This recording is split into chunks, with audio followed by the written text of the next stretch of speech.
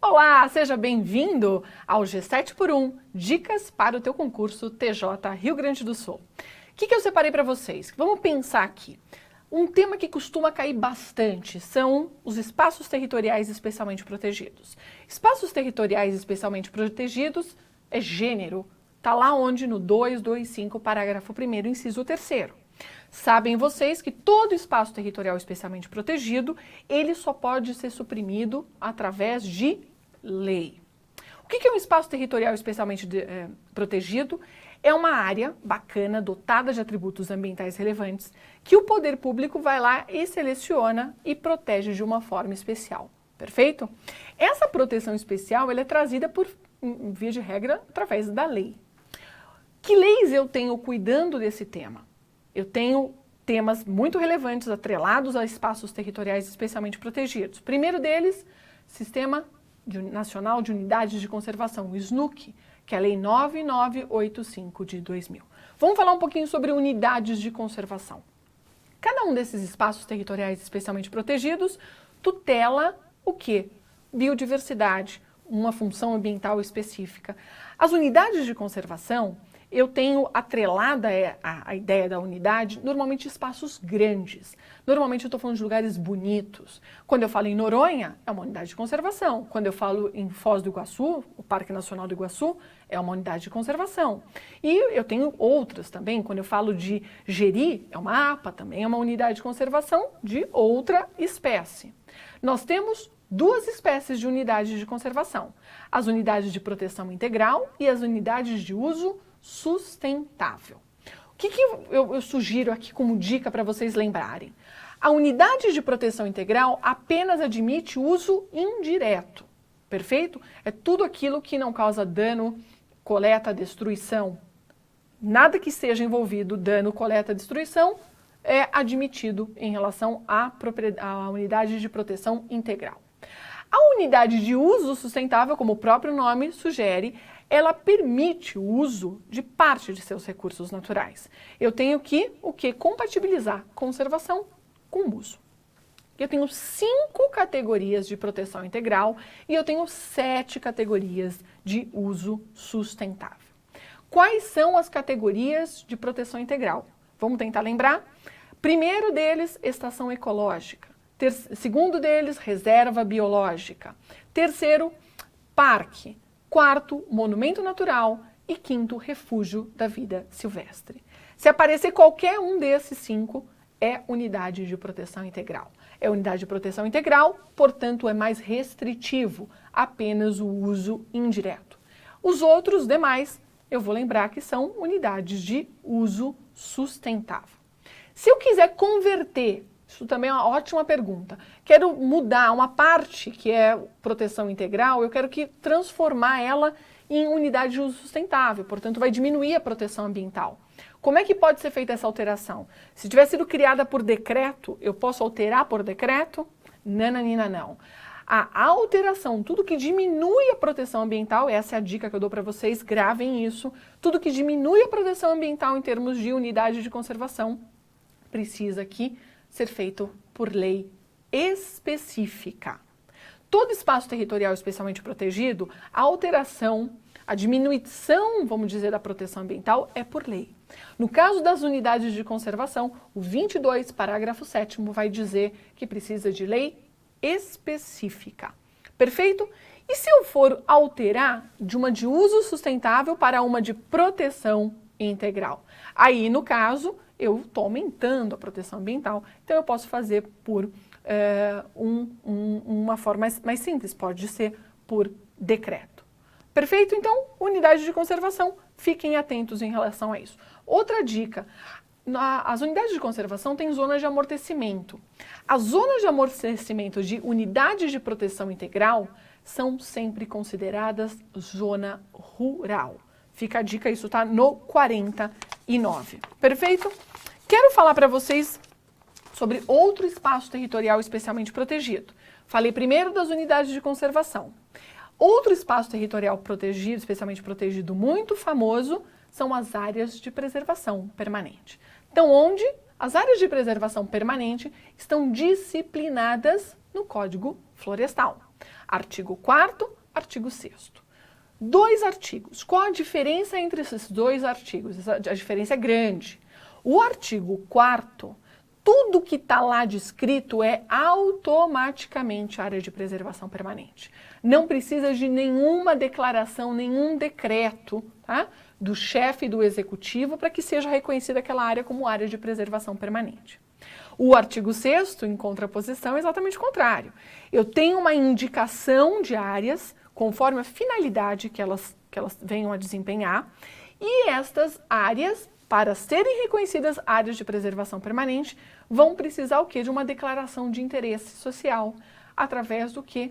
De um ato do chefe do Poder Executivo. Então, as hipóteses do artigo 4º, elas têm muito maior incidência nos concursos do que as hipóteses do artigo 6º.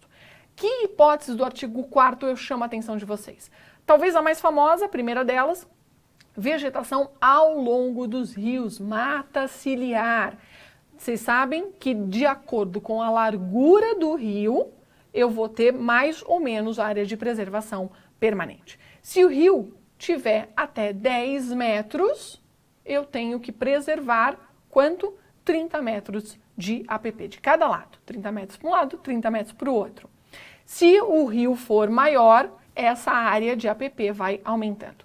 Via de regra, mais de 90% dos nossos recursos hídricos se encaixa exatamente nessa primeira condição de rios com até 10 metros de largura. Depois você vai verificar no Código Florestal, essas medidas vão aumentando. Quanto mais largo, mais área de APP, é proporcional. Só isso que eu preciso saber em relação à metragem? Não. Nós temos os imóveis rurais consolidados, é uma figura jurídica, né, criada pelo novo Código Florestal, que diz o seguinte: olha, quem desmatou até julho de 2008, lá fala que tem ocupação antrópica, tal, aquela data, e essa data é considerada por ser a data que entrou em vigor o decreto regulamentando a lei dos crimes ambientais. Quem desmatou até essa data tem um tratamento diferenciado. E é um tratamento muito lamentável no que diz respeito à proteção do meio ambiente.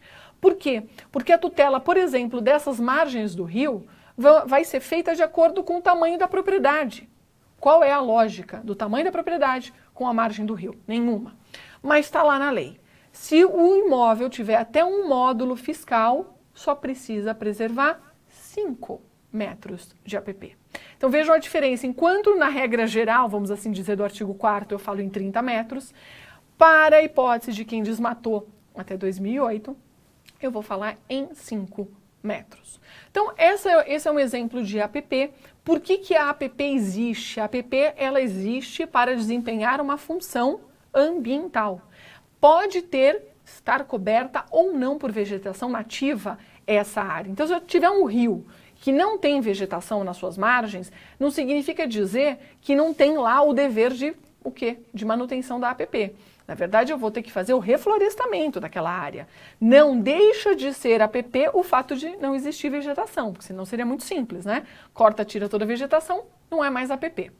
Perfeito? Então, artigo 4º, a primeira hipótese que é tratada, mata ciliar. Nós temos também outros recursos hídricos sendo preservados através da vegetação. Quando eu falo em lagos e lagoas naturais, quando eu falo em nascentes, quando eu falo em reservatórios aí artificiais, são situações envolvendo recursos hídricos. Chama a atenção de vocês, houve uma mudança. Reservatório artificial não é todo que precisa de APP. É apenas aquele que barra rio, perfeito? Ou represa rio. Nessa hipótese, aí sim, eu vou precisar o quê? Ter área de preservação permanente, perfeito? Outros recursos ambientais são preservados através da APP. As encostas, toda encosta com mais de 45 graus é considerado área de preservação permanente. E qual que é a função, qual é o objetivo com isso? É garantir estabilidade geológica, é garantir o solo. Então, A APP, volto a dizer, enquanto a unidade de conservação vai cuidar da biodiversidade de uma forma em geral, de espaços muito bonitos, a APP ela vai desempenhar uma função ambiental, cuidando da água, cuidando do solo. Por exemplo, nós temos a APP também no topo de morros, montanhas, serras, também está cuidando da estabilidade geológica. Então, a APP tem uma função ambiental a cumprir. Qual é o terceiro espaço territorial especialmente protegido que eu quero citar para vocês? Reserva legal. Reserva legal é destinada apenas à propriedade rural. Enquanto a APP pode existir tanto em zona urbana como em zona rural, a reserva legal existe apenas onde? Na propriedade rural. E de acordo com a localização do imóvel e do bioma, eu vou preservar mais ou menos de reserva legal. Vejam, se o meu imóvel está localizado fora da Amazônia Legal, eu tenho que preservar sempre 20% do meu imóvel. 20% do meu imóvel vai ter que ter vegetação nativa. Agora, se meu imóvel estiver localizado na Amazônia Legal, esse percentual vai variar. Vai variar de acordo com o bioma. Se o bioma for floresta amazônica, que é o mais protetivo, são 80%. Se o bioma for cerrado, eu estou falando em 35%. Eu brinco, né? Cerrado, você está menos ferrado. 35%. E os campos em gerais, aí 20%. Então, o que eu tenho que gravar? Basicamente, fica mais forte os 20%, né? Porque fora da Amazônia Legal e na Amazônia Legal, na área de campos em geral, 20%. Na Amazônia Legal, dentro bioma, floresta amazônica, 80%, cerrado, 35%. Nós temos algumas hipóteses de dispensa de reserva legal. Acho que isso aí vale como uma dica, é algo relativamente novo, né? Porque o Código Florestal novo, que já não é tão novo assim, trouxe, e ele traz 3 possibilidades em que eu posso dispensar reserva legal. Aquele imóvel não vai precisar reservar uma parte para a vegetação nativa. E são 3 situações. A primeira, quando eu tiver empreendimento envolvendo água e saneamento, tratamento de esgoto. O imóvel destinado para isso não precisa ter reserva legal. A segunda hipótese vai falar em relação à questão da energia elétrica, subestações, enfim, toda vez que eu usar energia hidráulica para produzir energia elétrica, eu também não preciso desse imóvel que ele tenha reserva legal. E a última hipótese, se eu for ampliar, se eu for criar, as duas coisas, se eu for implantar e se eu for ampliar rodovias e ferrovias. Se aquele imóvel ele foi desapropriado, né, todas as hipóteses de desapropriação desses imóveis, e ela tem essa finalidade, eu não preciso manter neste imóvel o quê?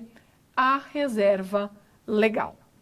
Um outro aspecto que é interessante falar, e que sempre foi muito combatido na ideia de reserva legal, é a impossibilidade, né, se combatia, se falava isso, do uso da reserva legal. Então, muitos proprietários de imóvel rural não gostavam da ideia da reserva legal, porque eles tinham como uma restrição que não permitia o quê? A utilização da área. Nós temos previsão, sim, em relação à possibilidade de exploração, com finalidade econômica e sem finalidade econômica. É evidente que essa exploração não vai considerar a possibilidade de você passar um corte raso em toda a propriedade, colocar um monte de boizinho, cana, não, é evidente que não. Essa exploração, ela vai ser o que? Considerando o que pode aquela terra dar. O que é daquela vegetação? Então, um manejo sustentável para extrair o que pode aquela vegetação nativa oferecer, isto pode ser empregado, isto pode ser utilizado, perfeito? E aí eu vou ter a exploração com caráter econômico ou sem caráter econômico. Uma outra dica interessante, eu posso ter, falando de espaço territorial especialmente protegido, APP e reserva legal, eu posso fazer com que a minha área de reserva legal seja compensado por APP?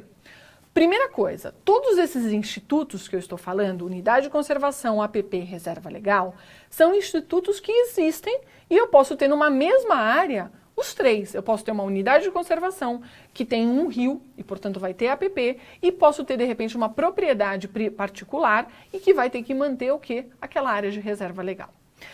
Falando em reserva legal e APP, eu, proprietário de um imóvel, tenho a minha obrigação de manter a vegetação, né, a título de reserva legal. Mas eu tenho áreas também de APP. É possível eu instituir, ou na mesma região, ou considerar, amortizar, então ao invés de 20%, eu já tenho o equivalente a 5% em APP, eu só vou ter que reservar mais 15%? Isso seria possível? Sim, isso é possível, satisfeitas algumas condições. Primeira coisa, esse benefício daquilo que você vai compensar de 5%, não pode trazer a possibilidade de você usar a área para outras finalidades, tá? Eu não posso ter o uso alternativo do solo, em que eu tenho essa possibilidade no Código Florestal, eu não posso pegar essa compensação para o que? Destinar para um uso alternativo do solo. Eu preciso que essa área esteja, de fato, conservada ou em processo de recuperação. E outra coisa, meu imóvel tem que estar incluído no CAR, no Cadastro Ambiental Rural. Aliás, o Cadastro Ambiental Rural é uma novidade. Eu não preciso mais averbar a minha reserva legal na matrícula do imóvel. Na verdade, hoje o que eu preciso fazer é exatamente noticiar e informar nesse Cadastro Ambiental Rural a minha propriedade, as medidas da minha propriedade e a área de reserva legal. Esse Cadastro Ambiental Rural é um cadastro federal e o objetivo é o quê? Mapear, ter conhecimento exatamente de todas as propriedades rurais. Uma pergunta simples.